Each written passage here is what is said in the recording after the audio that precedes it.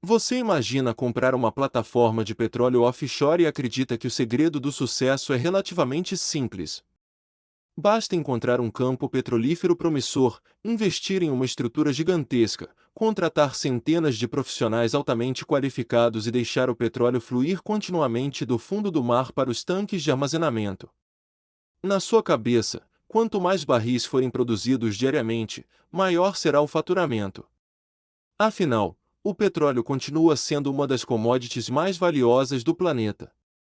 Você observa imagens de helicópteros pousando, navios de apoio chegando a todo momento, equipamentos funcionando sem parar e pensa que uma operação desse tamanho só pode gerar lucros bilionários. Mas essa imagem esconde uma realidade completamente diferente. O verdadeiro negócio não está apenas em extrair petróleo, mas em administrar uma estrutura capaz de consumir bilhões de dólares antes mesmo de produzir o primeiro barril. É justamente aí que a maioria das pessoas passa a enxergar esse mercado de uma forma totalmente diferente. Afinal, quanto realmente custa manter uma plataforma offshore funcionando? Antes de responder essa pergunta, é importante entender que não existe apenas um tipo de plataforma.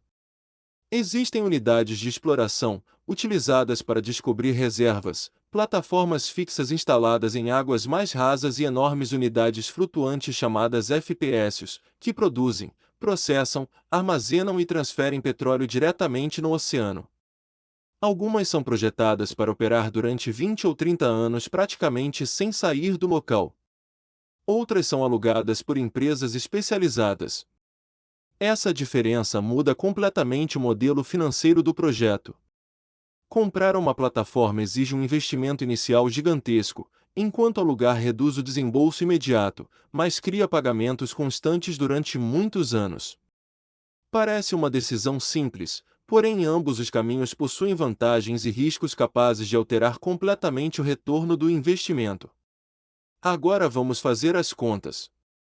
Um FPSO moderno pode custar entre 1 e 3 bilhões de dólares, dependendo da capacidade de produção, do sistema de armazenamento e da tecnologia embarcada. No entanto, esse número impressionante costuma enganar. A plataforma é apenas uma parte da conta.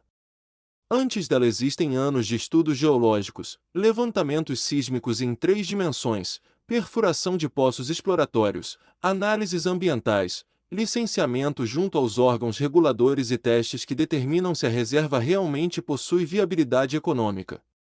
Em muitos projetos, essas etapas já consumiram centenas de milhões de dólares antes mesmo da decisão final de investir. Agora imagine que o campo foi aprovado. Ainda será necessário instalar quilômetros de dutos submarinos, árvores de Natal molhadas, sistemas de ancoragem, cabos elétricos, equipamentos de controle remoto e embarcações de apoio. Coloque esses números juntos e a conta facilmente ultrapassa vários bilhões de dólares. E o mais importante, nenhum centavo retorna enquanto o petróleo ainda não começa a ser vendido. Até aqui parece apenas um investimento elevado, mas existe outro problema. Diferentemente de uma fábrica em terra, uma plataforma offshore funciona em um ambiente extremamente hostil. O mar corrói equipamentos, tempestades interrompem operações, ondas exigem manutenção constante e qualquer falha pode colocar vidas em risco. Por isso, centenas de profissionais trabalham embarcados em escalas rigorosas, enquanto helicópteros, rebocadores e navios de suprimento mantêm uma verdadeira cidade flutuante abastecida 24 horas por dia. Os custos operacionais também surpreendem. Apenas manter uma plataforma em funcionamento pode representar dezenas ou até centenas de milhões de dólares por ano.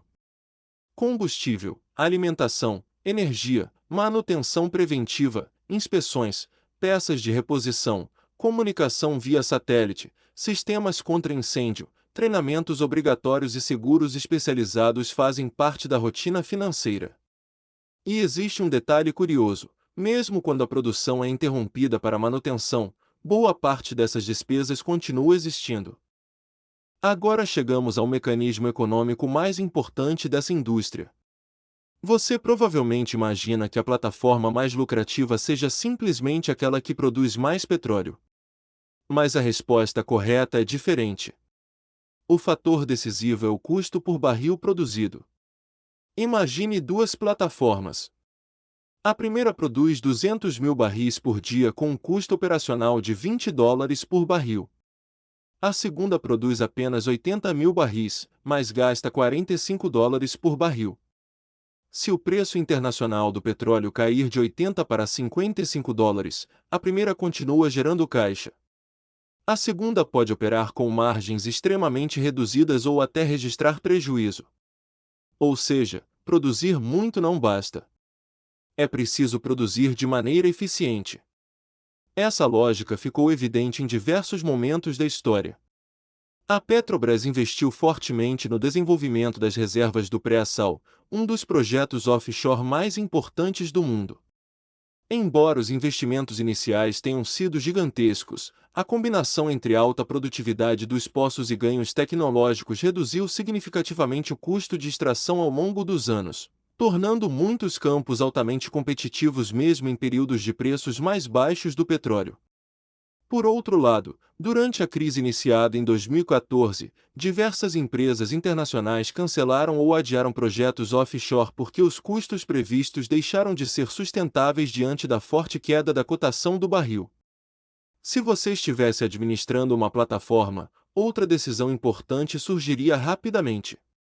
Vale mais possuir todos os equipamentos ou terceirizar parte da operação? Empresas especializadas oferecem embarcações, manutenção submarina, logística aérea e serviços técnicos altamente complexos. Terceirizar reduz investimentos iniciais e aumenta a flexibilidade, mas também cria contratos de longo prazo que continuam exigindo pagamentos mesmo quando a produção diminui. Já internalizar essas operações oferece maior controle, porém exige investimentos muito maiores e aumenta os riscos financeiros. Existe ainda um fator frequentemente ignorado: a localização. Encontrar petróleo não significa que sua exploração será economicamente viável.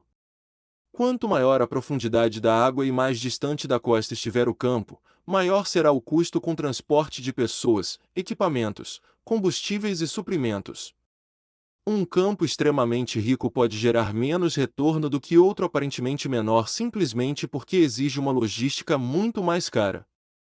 Outro elemento decisivo é o comportamento do mercado. Diferentemente de muitos negócios, uma plataforma não escolhe quanto cobrar pelo produto. O preço do petróleo é determinado pelo mercado internacional. Isso significa que a empresa controla seus custos, mas não controla sua principal fonte de receita. Quando o barril sobe, projetos menos eficientes podem voltar a ser lucrativos. Quando cai, até operações aparentemente saudáveis passam a enfrentar dificuldades. Além dos desafios financeiros, existe uma extensa lista de obrigações legais.